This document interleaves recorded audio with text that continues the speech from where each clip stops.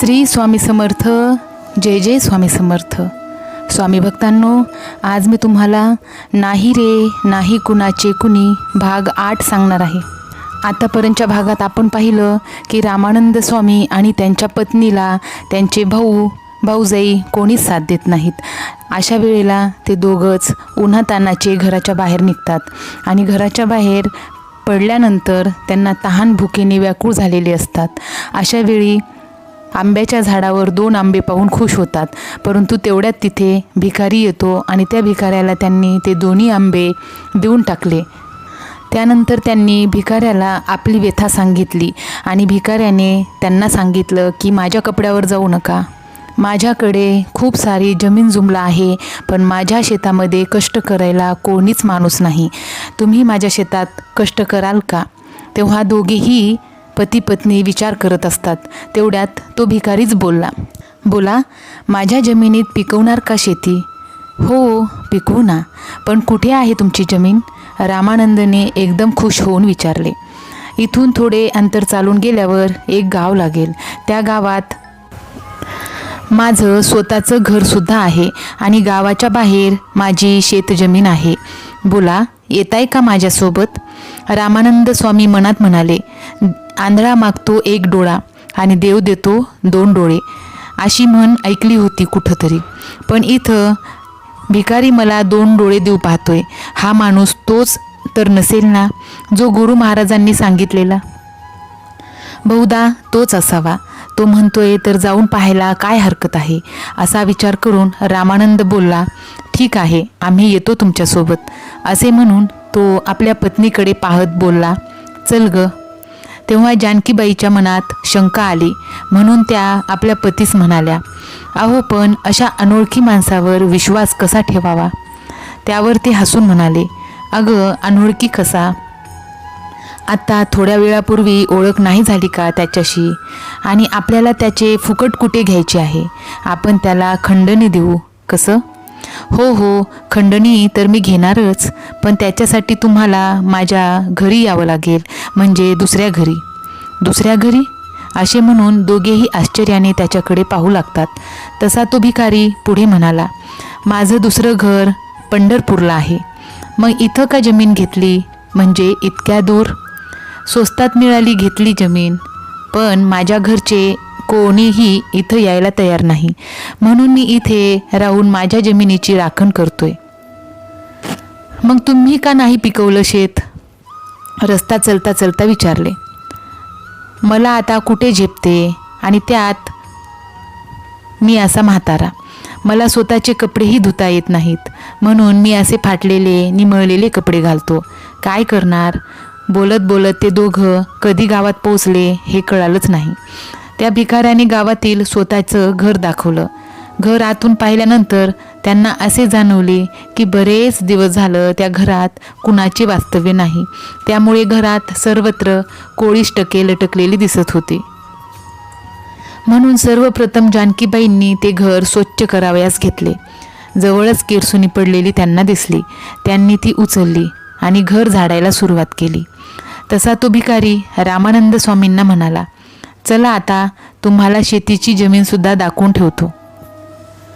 सारखे मला इथं यायला जमणार नाही. तेव्हा रामानंद स्वामी आपल्या पतीने उद्देशून म्हणाले, मी आलो ग शेत जमीन पाहून. असे म्हणून ते त्या भिकाऱ्या माणसासोबत निघाले. गावच्या वेशीवरच या भिकारी माणसाची जमीन होती. ती त्यांनी दाखवली. ती जमीन पाहून रामानंद स्वामी फार आनंदित झाले आणि म्हणाले, अरे वा, जमीन ते फार सुरेख आहे. तुझी ह्यात सोने पिकेल. हो, तुम्ही ह्या जमिनीत सोने पिकवा. तुम्ही पण खा आणि माझ्यासारख्या गरीब माणसांना जेवू घाला. तुम्हाला काहीच कमी पडणार नाही. पण उतू नका, मातू नका आणि घेतला वसा सोडू नका. मी वचन देतो तुम्हाला की मी माझ्या घरी आलेला कुणीही व्यक्ती उपाशी जाऊ देणार नाही. मला वचन नकोय, फक्त आपली वाणी शुद्ध ठेवा आणि भक्तीचा मार्ग सोडू नका. देव तुमचे कल्याण करेल. येतो मी. असे बोलून तो जाऊ लागतो. तसे रामानंद स्वामी म्हणाले, अहो तुम्ही कुठे निघालात? कुठे म्हणजे? माझ्या घरी. तिथंही माझा दुसरा मोठा परिवार आहे. त्याच्या सुखदुःखात मला सामील व्हायला लागेल की नाही? हो, बरोबर आहे तुमचं म्हणणं. बरं मग मी येऊ? हा, पण तुम्ही आपलं नाव नाही सांगितलं. त्याचं काय आहे, मला अनेक नावे आहेत. तुम्हाला कोणते नाव सांगू?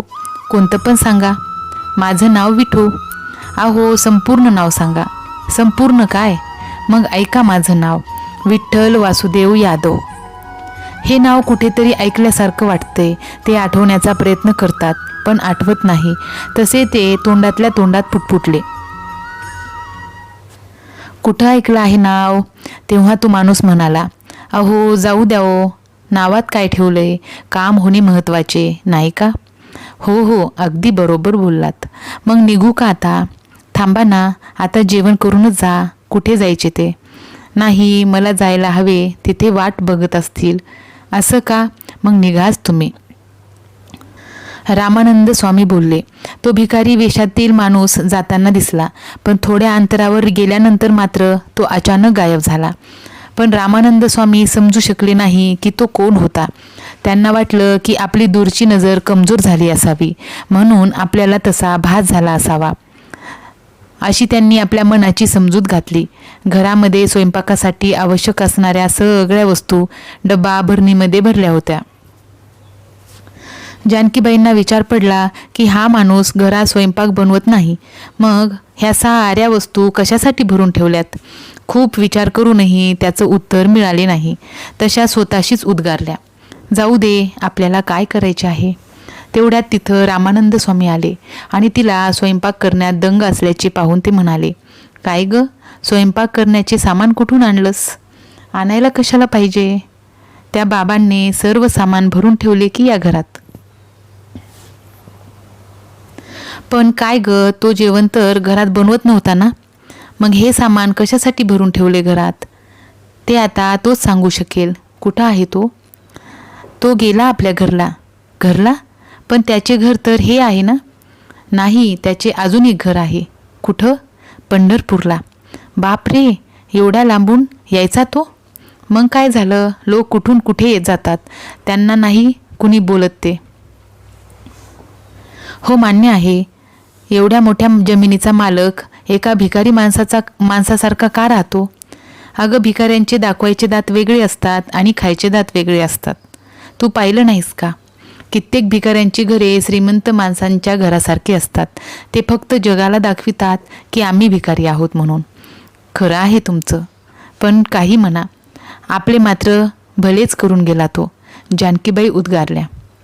अगं, भिकाऱ्याच्या रूपात आपल्याला देवच भेटला म्हणायचं. खरंय, त्या दिवसापासून ते दोघेही आनंदात राहत असत.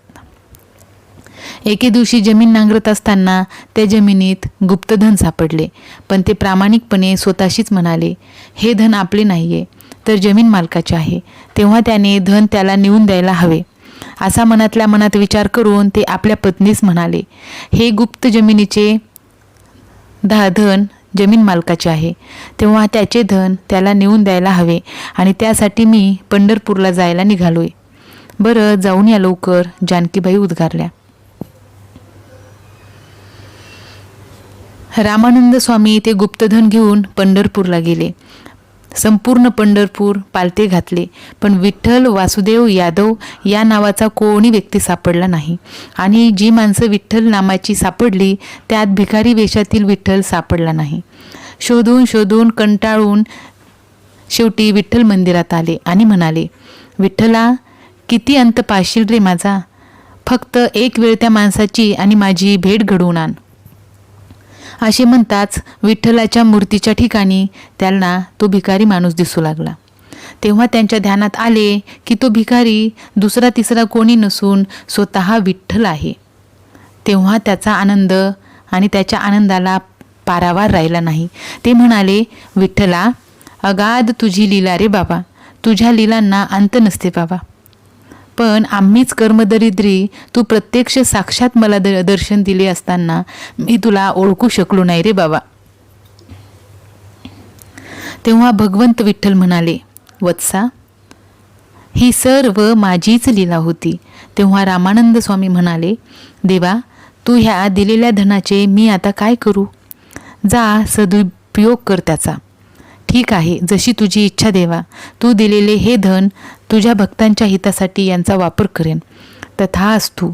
देवाने आशीर्वाद दिला आणि देव गुप्त झाले. त्यानंतर त्यांनी आपल्या गुरुजींची भेट घेतली आणि त्यांचे आशीर्वाद घेतले. गुरु महाराजांनी त्यांची विचारपूस केली. तेव्हा त्यांनी घडलेली गोष्ट गुरु महाराजांना सांगितली. तेव्हा दयानंद महाराज खुश होऊन म्हणाले, तुम्ही फार मोठे भाग्यवान आहात. तुम्हाला साक्षात विठ्ठलाचे दर्शन झाले, जे कित्येक भक्तांना मोठे तप करूनही मिळत नाहीत. ते तुम्हाला सहज साध्य झाले. मागील जन्मात काहीतरी चांगले कर्म केले असावे. गुरु महाराजांनी सुद्धा त्यांची स्तुती केलेली पाहून त्यांचे मन एकदम भारावून गेले. क्षणभर काय बोलावे ते सुचत नाही.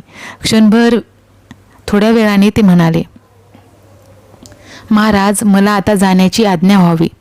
का रे बाबा, तुला गावात जाण्याची फार घाई दिसते. तसं नाही, पण पुढे काय बोलावे ते चटकन सुचले नाही. तसे ते बोलायचे थांबले आणि महाराजांनी त्यांची अडचण ओळखली. तसे महाराज म्हणाले, ठीक आहे, जा तू. रामानंद स्वामी तिथून निघाले. घरी आल्यानंतर त्यांनी त्या मिळालेल्या गुप्तधनापासून विठ्ठल रुक्मिणीचे मोठे मंदिर बांधले आणि भक्तासाठी एक धर्मशाळासुद्धा बांधली आणि त्यानंतर त्या मंदिरातच रोज पूजा अर्चना होऊ लागली. रामानंद स्वामी स्वतः कीर्तन करायचे. गावातील लोक सुद्धा कीर्तन ऐकायला येऊ लागले. त्यांची कीर्ती हळूहळू आजूबाजूच्या गावांमध्ये पसरली. दिवसेंदिवस भक्तांची संख्या वाढू लागली होती. म्हणून येणाऱ्या भक्तांसाठी त्यांनी अन्नक्षेत्र सुरू केले. त्यांच्या शेतातही धान्य तर खूप पिकत होते, पण त्याशिवाय येणारे भक्तजनसुद्धा ज्वारी, बाजरी, गहू, तांदूळ त्यांच्या शेतात जे पिकत होते त्यातील काही भाग रामानंद स्वामींच्या मठात पाठवून देत असत. त्यामुळे एवढ्या धनाचे करणार काय, म्हणून त्यांनी येणाऱ्या भक्तगणांसाठी अन्नक्षेत्र सुरू केले होते. पुढे त्यांना एकापाठोपाठ 3 मुले झाली. त्यांची नावे अनुक्रमे विठ्ठल, पंढरीनाथ आणि पांडुरंग अशी ठेवली होती. मुलांची नावे विठ्ठल नावावरून ठेवण्यामागचा त्यांचा हेतू इतकाच होता की सदा न कदा विठ्ठलाचे नाव आपल्या मुखी यावे. प्रत्येक मुलीच्या वयामध्ये 2 वर्षाचा फरक होता.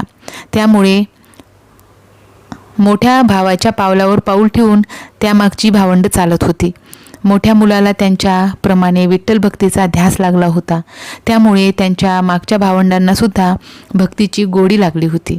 त्यामुळे रामानंद स्वामी आणि त्यांची पत्नी एकदम खुश होती. पण त्यांना आपल्या आईचा विसर पडला, ही सर्वात मोठी चिंतेची बाब होती. यानंतरची कथा घेऊन मी तुमच्यासमोर लवकरच येईल.